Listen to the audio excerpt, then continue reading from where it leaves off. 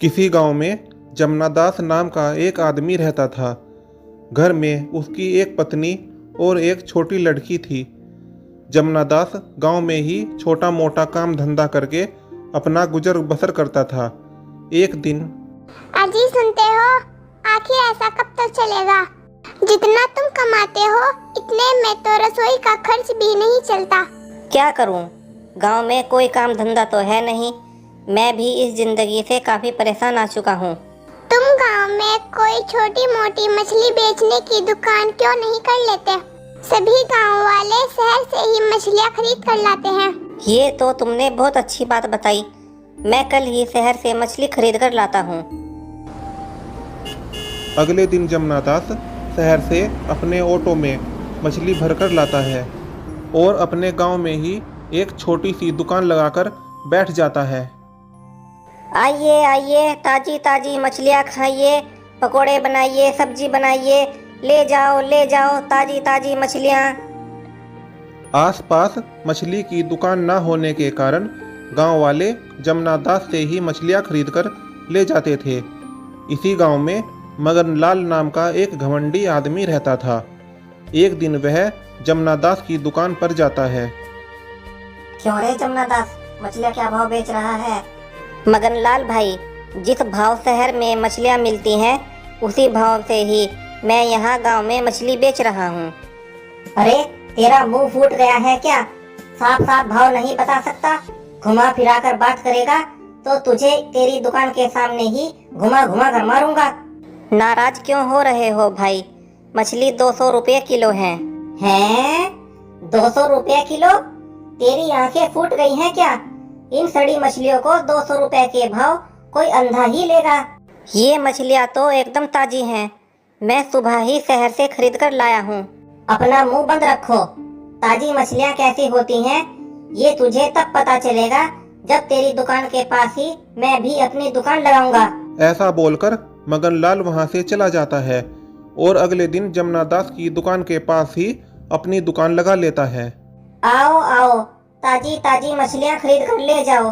मगनलाल की मछलियाँ खाकर मगन हो जाओ। आओ आओ, ताजी ताजी मछलियाँ। अरे भाई, तुम्हारी मछलियाँ तो बहुत छोटी छोटी हैं। तुम्हें खानी है या घर में सजानी है? लेनी हो तो लो, वरना दफा हो जाओ। आइए बहन जी, ताजी ताजी मछलियाँ ले जाओ। मछलियाँ तो ताजी है ना? ये तो बासी हैं, कीड़े चल रहे हैं कीड़े। भाई साहब, मैंने तो बस यूं ही पूछ लिया। और मैं जो चिल्ला चिल्ला कर बोल रहा हूँ, ताजी मछलियाँ ले लो, ताजी मछलियाँ ले लो। आंखें तो तुम्हारी फूट ही गई हैं, कान भी फूट गए हैं क्या? ये आप किस तरह बात कर रहे हैं? आपको तो दुकानदारी भी करनी नहीं आती। अरे चल, अपना रास्ता देख। अपनी शक्ल देखी है? आई है बड़ी ताजी मछलियाँ खाने वाली। तुम्हें तो मैं देख लूंगी। मगनलाल की छोटी मछलियां और उसके बुरे बर्ताव के कारण कोई भी उससे मछलियां खरीदना पसंद नहीं करता था और सभी गांव वाले जमनादास से ही मछलियां खरीदकर ले जाते थे। एक दिन मदनलाल को एक आइडिया सूझता है।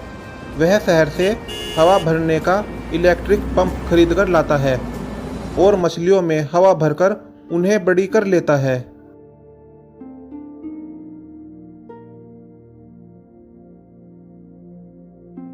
आइए आइए, बड़ी बड़ी ताजी ताजी मछलियाँ ले जाओ, वो भी छोटी मछलियों के रेट में।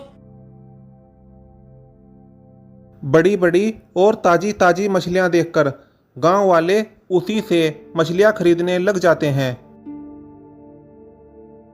मछलियां खरीदकर जब वो घर जाते हैं तो मछलियों की सारी हवा निकल जाती है और वो पहले की तरह छोटी छोटी हो जाती हैं।